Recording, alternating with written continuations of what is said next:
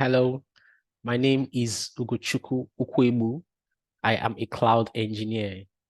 In this tutorial, I am going to show you how to set up a virtual machine and install a LAMP stack on the virtual machine. A LAMP stack is a group of open source software that is typically installed together in order to enable a server to host dynamic websites and web applications written in PHP. The term is an acronym which represents Linux operating system, Apache web server, MySQL database, and PHP. This guide will show you how to set up a virtual machine and install a LAMP stack on Ubuntu 22.04 LTS server. It will also show you how to store data in a MariaDB database, retrieve the data, and save it on a web page.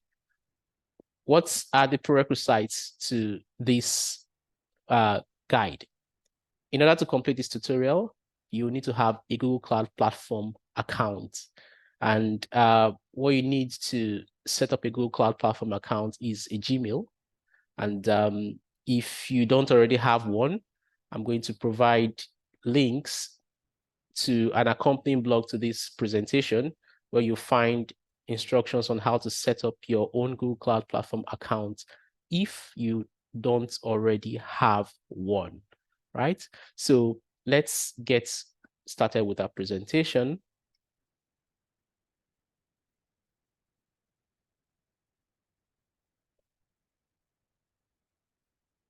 So the first step in our presentation is we log into a Google Cloud account. I've logged into my own GCP account. And the first thing we want to do is set up a virtual machine or create a virtual machine. So once you log into your cloud platform, onto the right, you're going to see the list of services. So I go to the Compute Engine page, click on VM instances, and it brings me to the VM instances page, right? So here, I'm going to create an instance. All right, so I'm going to configure the instance. First name, we'll name it LAMP guide.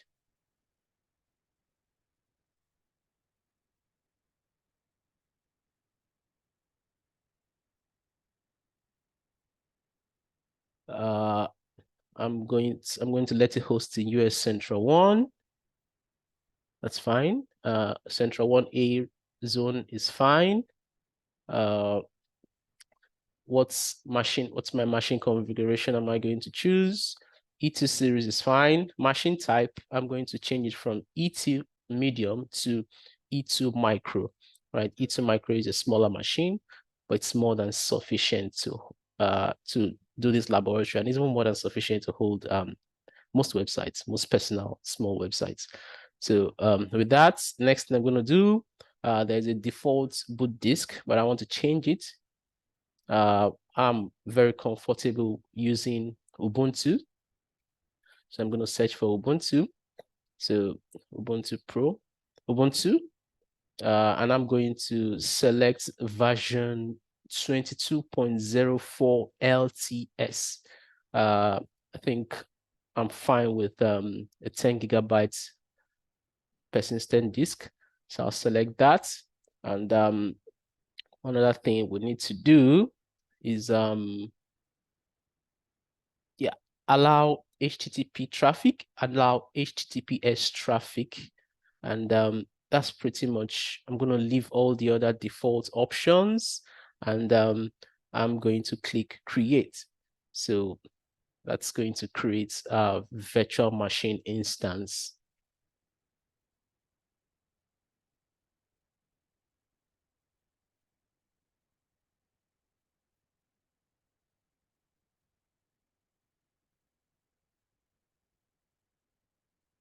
So the approach for this guide is hands-on so that you can get a practical experience of cloud technologies. All right, so our virtual machine is up and running. Next thing we need to SSH into the terminal. SSH stands for secure shell, so that we can go and install software that we need there. So I have an option of using the Cloud Console to create the configure the virtual machine, but I'm comfortable, using a terminal, Google Cloud SDK terminal, which I have local here. So I pretty much copy the commands that to allow me SSH into the machine. So I copy that, I close that. If you want to use the Cloud Console terminal, the option is there for you to pretty much also use. That's the link to that, right? So I'm comfortable using the Google Cloud SDK shell. So I'm pasting the commands I copied to SSH into the machine and press enter there.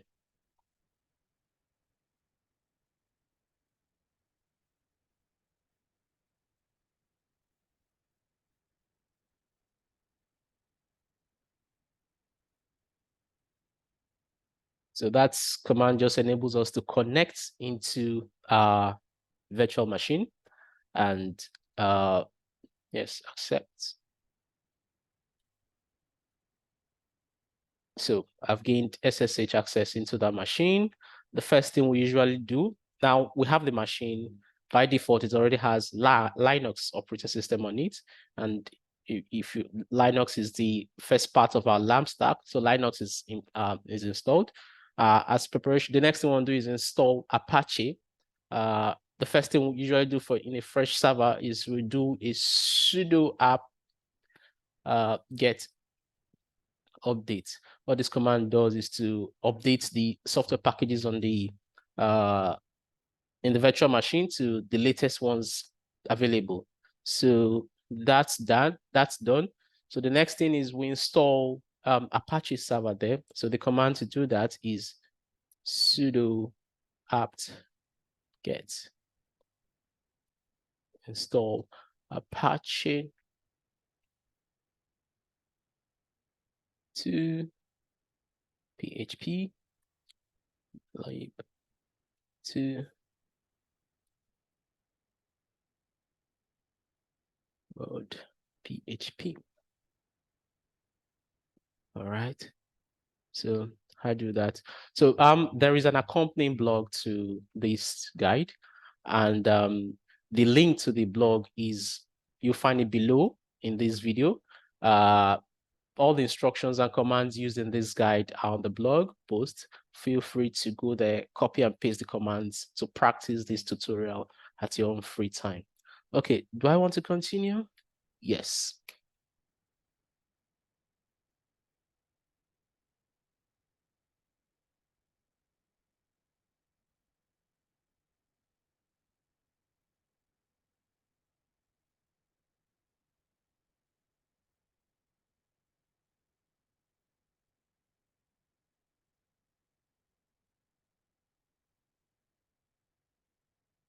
All right, so I've installed Apache and PHP. Let me verify that by PHP version. All right, so PHP has been successfully installed on a server along with Apache, and we can see that we have PHP 8.12 version, right? So let's test that our server is installed. To do that, let's go back to our console. This is our LambGuard server, and there's an external IP to it. So we take the external IP, copy that external IP, open up a new tab browser, paste that, and yeah, voila. Apache default page is up and running.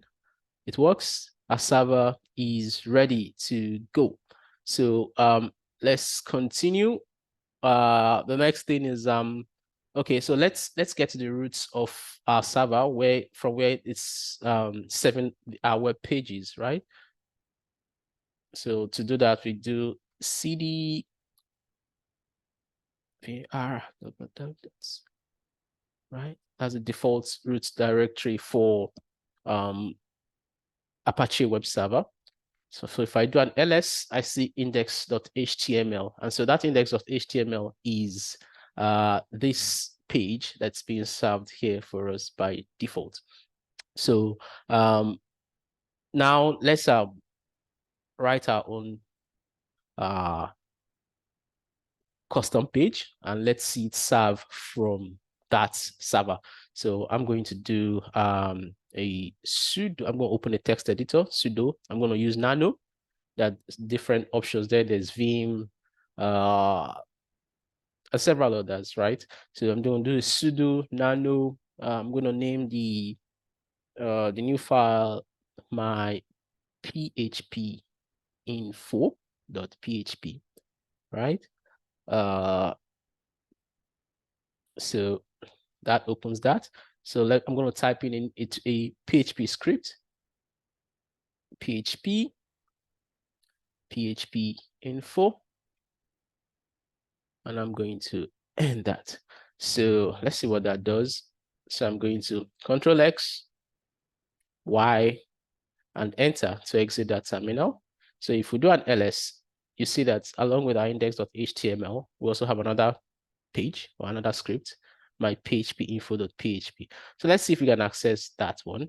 So let's copy that and paste that. We named it my php info.php, right? So voila, so that's it. So we have a dynamic page on our server, and it's telling us a PHP version and of course several other Apache configurations. You do this to know what you have. Once you've done this, it's advisable to remove that because this page contains a lot of sensitive information that you don't want to be wide open. All right, so the next thing we're going to do, so in our lab stack, we have Linux, we have Apache, and we have PHP, right? Now it remains M, right? So here we could choose to install MySQL, but in this lab, I'm going to be installing MariaDB, right? Which is also a variant of MySQL. So I go back to my terminal and of course, whenever you want to install a new package, the first thing you want to do is update the packages you already have. Sudo apt get update, right? Okay, so that does that.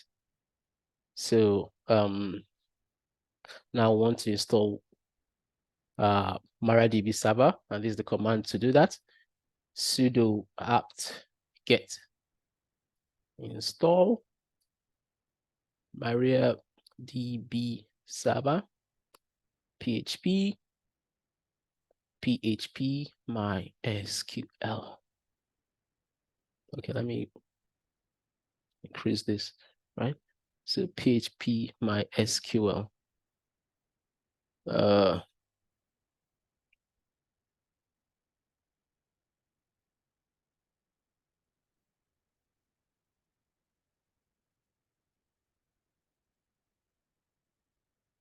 And I'm not going to do an enter.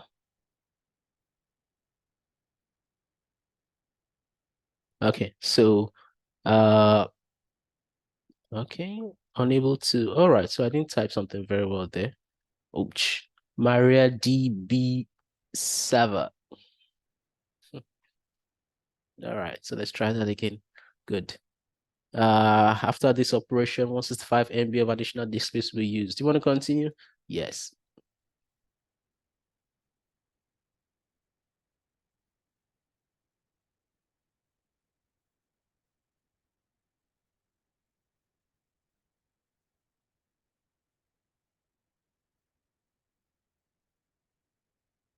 Okay, so we've installed MariaDB server. So let's check the status of the server we just installed.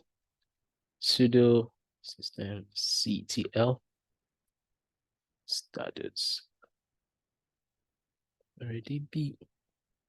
Okay, so you can see the status is active and running. So let's get out of there. So by then I just type Q, that exits that that.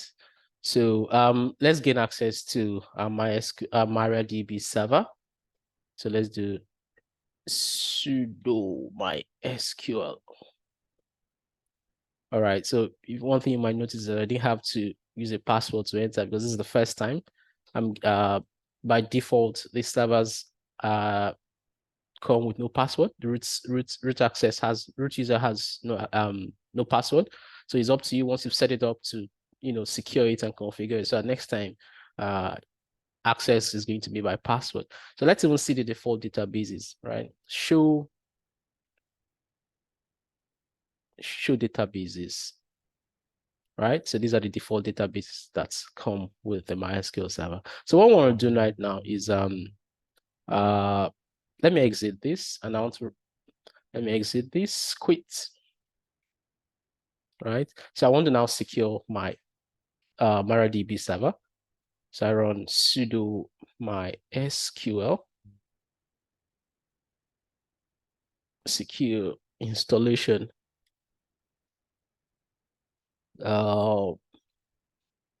Enter. All right, so it's probably going to bring up set up a wizard that brings up a number of prompts. So enter current password for root. If you know, root has no password, so I just pretty much enter blank. Switch to Unix socket authentication. Yes. You already have your root account protected, so you can safely answer no. Change the root password. Okay. Well, I can change the root password, which is empty, but I think I like to put a password into it, right? I like to keep things secure. Put a password in there. So next time I try to access root account, it will prompt me for a password. So let me type in a password. The password I'm going to be using is user. Okay, no, enter. Okay, I have to answer that first, right? Yes. Okay, so new password, user at 789 dynamic. Okay, if you notice, it looks like as if nothing was happening while I was typing. I was actually typing a new password and nothing was happening. It's part of the security feature. And one of those features of Linux, when you type in a password, it makes it look like nothing's happening, right? So it's re-enter new password.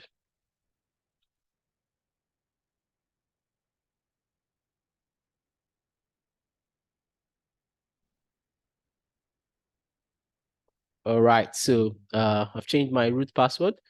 Okay, so remove anonymous users. Yes. Disallow root login remotely. Yes. Let me recall, these are part of steps of securing our MySQL MariaDB database. Remove test database and access. Yes. Reload privilege tables now. Yes.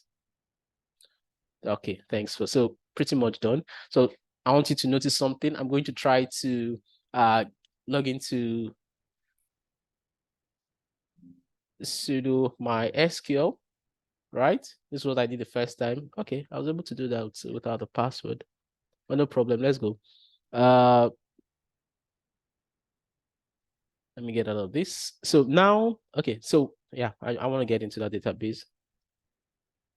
Sudo MySQL.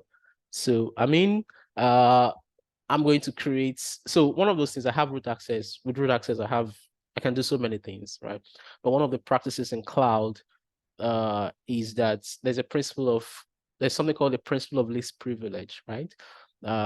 You want in your practices as a cloud engineer, you want security. You want security to be part of your everyday activities, right? So that when you think security in design, it makes your application more secure and more robust, right? So thinking security from design is better than when you finish building an application, you now start thinking of how to secure it, right? So get into the practice of adopting best practices or best security practices. So one of it is when you gain access to maybe a new application, in our case, MariaDB, right? It usually comes with roots access, and once you've set up with root access, it's advisable that you create a user, right? And a user that doesn't have root access. A user, and just grant that user just the privileges it needs to perform its task.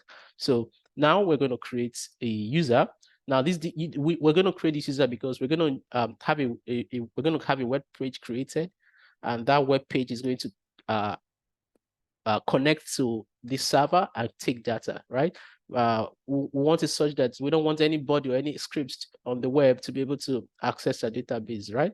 So that means that that's our web page is just going to have the credentials it needs to access it, and it's going to have the credentials of the user that we create, right? We're not going to give it root access to our database as a security measure, right? So creating a user, first of all, okay, let me show the databases we have.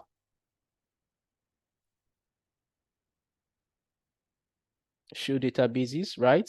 So I want to create a database. Remember, this is part of one of the steps in this lab where we want to create a custom script that gets data from database and displays it for us on our web page in our server, right? So we do create database. Let's call it sample user. Okay, sample database. Create database, sample database, right? So now next thing is create user, sample user at localhost identified by, okay, so here I put in my password. I'm using this.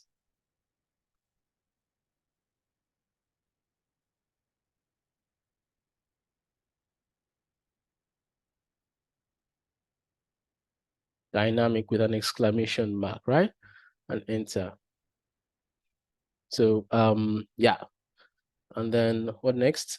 So just like I said, the codes I used, there's an accompanying blog to this guide, and it's it contains all the instructions and commands I use in this guide. So if you can't see some of these commands I'm using, don't worry. Just go to that blog and you find all the commands there. So from there you can just copy paste and practice along. Right. So created a user. Okay, so we want to grant this user privileges to just the table we just created. So we'll do that with the next command. Grant all on sample database to sample user at localhost.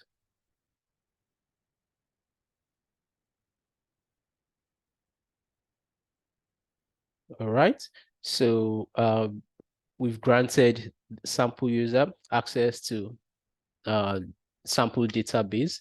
So now we create a table in sample database, and the command to do that is create table to do. So this is sample database dot to do list. To do list is the name of our table. Item ID int auto increment content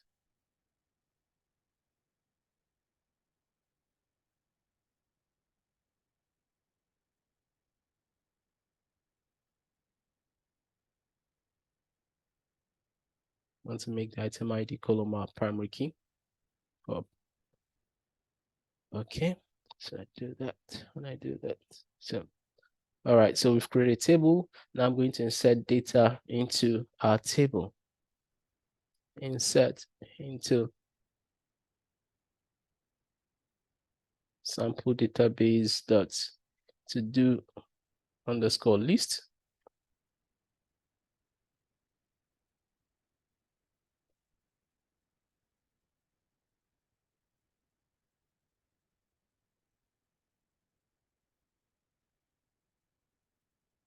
So my first to do item, when I close that, so I've inserted one item. So let me insert two more items. My first to do item, my second second to-do item, and let's see, my third to-do item.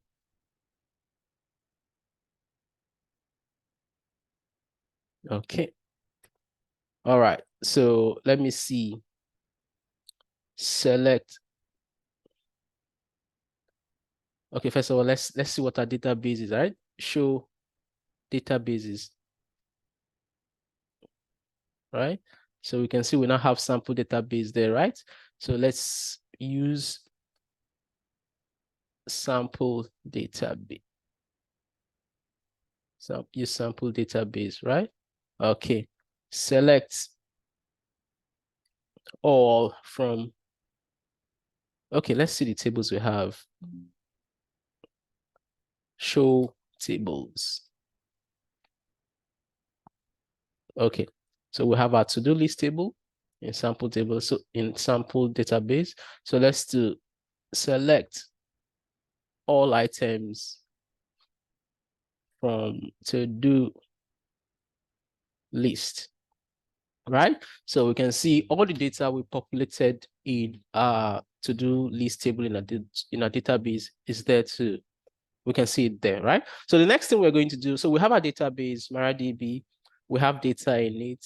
The next thing we're going to do is that we're going to go to our roots of our web server, create a script or a page, and then access the data from this database, retrieve it, and then display it on a web page, which is pretty much what most websites, most dynamic websites do, right? And it's at the basis of so many applications you see on the internet. So let's get out of our MariaDB database. Okay, we're back in our root directory of our server. So we have that, right? So, okay, so for this next step, I think I already have a prepared script. So I'm pretty much going to go over to the script and copy it, right? So this is the script. It pretty much has the login credentials for a sample user, and it's going to try to connect to the database, select content from the database, and then display it on our web page. So let's copy that. So back to our terminal, right? I do sudo nano. So let me see my to-do list.php, right? So I have that. So I paste that command there. I think everything looks okay.